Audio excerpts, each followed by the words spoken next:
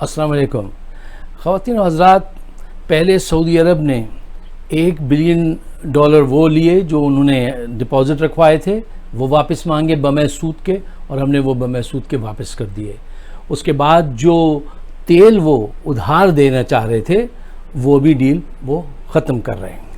اچھا دیکھیے ذرا سوچئے کہ اتنی جلدی ایسے جارحانہ اسٹیپ سعودی عرب کیوں لے رہا ہے؟ اس پہ ذرا غور و خوض ہونا چاہیے. یہ کیوں ہو رہا ہے؟ ایسا ہو یہ رہا ہے کہ عمران خان سعودی عرب، اسرائیل، انڈیا، پاکستان کے تمام دشمنوں کی آنکھ میں کھٹک رہا ہے، اور اب سب طاقتوں نے مل کے یہ فیصلہ کیا ہے کہ کسی طریقے سے عمران خان سے جان چھڑاؤ اور اس کی جگہ نواز شریف کی بیٹی مریم نواز کو پرائم منسٹر بنواؤ اور نون لیگ کو نوازو، کیونکہ وہ ہر بات میں کمی کمین کی طرح یس سر کرنے کے لوگ ہیں، اور ان کو پاکستان سے کوئی غرض نہیں. ان کو محل دو رہنے کے لیے، کاروبار دو، جو چاہے کام کروا لو پاکستان کے خلاف.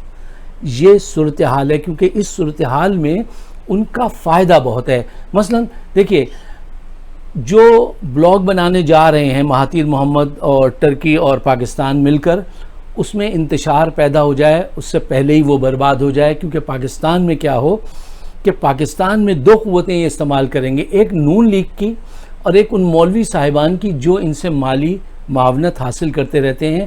اس کے ساتھ ساتھ یہ پریشر، اکنامیکلی پریشر پیدا کریں گے سعودی، اور ہندوستان جو ہے وہ دہشت گردی کی رو کو تیز کرے گا، اور چاہیں گے کسی صورت جو ہے عمران خان سے چھٹکارا حاصل ہو جائے، کیونکہ وہ پاکستان کے مفاد کی بات کرتا ہے، اور پاکستان کے مفاد کی جو بھی بات کرے گا اس کو کھڑے رہنا پڑتا ہے، اسٹیٹ فاسٹ ہونا پڑتا ہے. یہ بات بہت اہم ہے، اس پہ آپ سوچئے اور اپنی رائے سے نوازیے گا. اب آئیے اس طرف کہ OIC جو ہے، جس کے فیلئر پر اب ٹرکی، ملیشیا، پاکستان مل کر ایک نیا بلاک بنانا چاہتے ہیں، اس کی کیا اہمیت ہے، وہ کیوں ضروری ہے. دیکھیے OIC جو ہے وہ گاؤں کے اس چودھری کی وہ نالائق اولاد ہے، بڑی اولاد ہے، جو کام کاج کچھ نہیں کرتا، صرف مہنگی گھڑیاں پہنتا ہے، آوارہ دوستوں کے ساتھ گھومتا ہے، اور چاہتا یہ ہے کہ گاؤں کا ہر شخص جو ہے اس کا تابعدار ہو. ڈیلیور وہ کچھ نہیں کر سکتا، اس میں ڈیلیوری کی کوئی ایبیلٹی نہیں ہے. 50 سال سے زائد ہو گئے OIC کو بنے ہوئے، اور آج تک OIC نے کیا کیا ہے مسلمانوں کے لیے؟ ذرا گہرائی میں اتر کے سچائی سے اس کا جائزہ لے کے دیکھیے. مسلمان اس دنیا کی پاپولیشن کا 22% حصہ ہیں. ہمارے پاس اس دنیا کی جو انرجی ہے، آپ کو پتہ ہے اس کا 70% حصہ مسلم ممالک کے پاس ہے، اور ہمارے 25% ایسے لوگ ہیں مسلمان جن کے پاس پینے کا صاف پانی نہیں ہے. 50% مسلمان ایسے ہیں جو خطۂ غربت سے نیچے زندگی گزار رہے ہیں. تعلیم، صحت، سیاست، ہر جگہ OIC کی کارکردگی کیا ہے؟ 0. یعنی 57 مسلم ممالک میں ہر سال صرف 500 لوگ PhD کرتے ہیں، جبکہ چھوٹا سا برطانیہ جو ہے وہاں پہ 5000 لوگ PhD کرتے ہیں. کیا تعلیم اور صحت کے سلسلے میں کوئی ریفارم کیا ہو ان ممالک کے اندر؟ کوئی کام کیا ہو؟ 50 سال میں کوئی 5 کام بتا دیں آپ، صرف 5 کام بھی نہیں کیے 50 سال میں. اسرائیل لبنان پر حملہ کر دے، یہ کچھ نہیں کہتے. ایران عراق کی جنگ ہو جائے تو یہ اس کو بڑھاوا دیتے ہیں، کہتے ہیں یہ شیعہ ہیں، ان سے جھگڑا کرو. افغانستان میں روس آ کے بیٹھ جائے، ظلم کرے، یہ خاموش رہتے ہیں. کشمیر میں بھارتیوں کے مظالم ہو، یہ خاموش رہتے ہیں. فلسطین میں اسرائیل ظلم ڈھائے، یہ خاموش رہتے ہیں. کہیں پہ بھی ان کا کوئی کردار ہے ہی نہیں، ماں سوا اس کے کہ سب مسلم ممالک کے ہم چودھری ہیں اور ہر ایک ہماری بات مانے.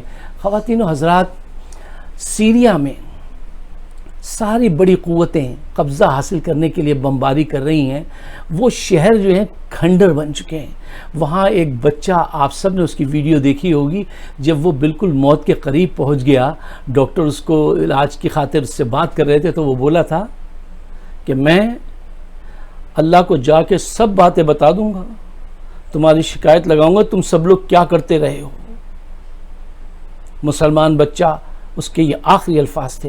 فلسطین میں آج خواتین پر اسرائیل شکاری کتے چھوڑ دیتا ہے، OIC کہاں ہے؟ کوئی سٹیپ لیتا ہے؟ نہیں۔ کشمیر میں بچوں کی آنکھیں پھوڑ دیتا ہے، نکال لیتا ہے بھارت، OIC کہاں ہے؟ کہیں نہیں ہے۔ وہ تو یہ کہتا ہے یہ مسئلہ ہی نہیں ہے مسلم امہ کا، کشمیر مسئلہ ہی نہیں ہے مسلم امہ کا۔ خواتین حضرات، عرب ممالک آج پاکستان کے ساتھ جو کر رہے ہیں وہ یہ چاہتے ہیں کہ وہ اپنے مفاد کی خاطر پاکستان کو ایک پنجرے میں بند کر دیں، لیکن پاکستان شاہین ہے، اس کو پنجرے میں بند نہیں کر سکتے۔ اور پیچھے بیٹھ کے جو خنجر تم گھونپ رہے ہو یہ اچھی بات نہیں ہے۔ رئیس وارثی کے 2 شعر کے ساتھ اجازت دیجئے کہ زندہ میں مقید میرے افکار نہ ہوں گے، زندہ میں مقید میرے افکار نہ ہوں گے، آزاد پرندے ہیں گرفتار نہ ہوں گے۔ ایک مرد قلندر نے عجب بات کہی تھی، اے شخص تیرے دوست وفادار نہ ہوں گے۔ آج جو عمران خان کے ساتھ کر رہے ہیں یہ سلمان جابر ظالم حکمران، اس کو ایک بات نہیں بھولنی چاہیے۔ پاکستان کی لوکیشن ایسی ہے، کل بھی پوری دنیا کو پاکستان کی ضرورت تھی، آج بھی دنیا کو پاکستان کی ضرورت ہے، اور آنے والے کل میں بھی پاکستان کی ضرورت رہے گی۔ بس تمام پاکستانی کو چاہیے کہ وہ اپنا جذبہ جوان رکھیں، ہمت جوان رکھیں اور مقابلے کے لیے تیار رہیں۔ آپ جس مقام پر بھی ہیں، جہاں پر بھی ہیں، لیکن آپ کو پاکستان سے محبت اور اپنا فرض ضرور ادا کرنا چاہیے۔ آپ سب کا بہت بہت شکریہ۔ آپ اگر میری ویڈیوز دیکھنا چاہیں تو یوٹیوب پہ فائق صدیقی شو کے نام سے آپ اس کو سبسکرائب کر سکتے ہیں۔ آپ سب کا بہت بہت شکریہ۔